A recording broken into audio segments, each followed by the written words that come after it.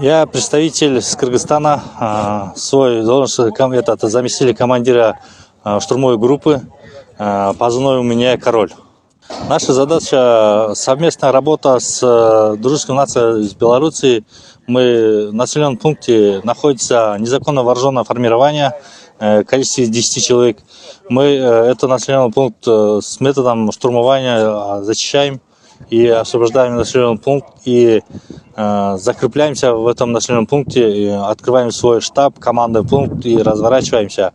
Мы тут работаем с коллегами с Беларуси, у нас все получается, и как бы независимо, что мы из других стран, у нас действия уже, совместные действия уже как бы слаживаются уже.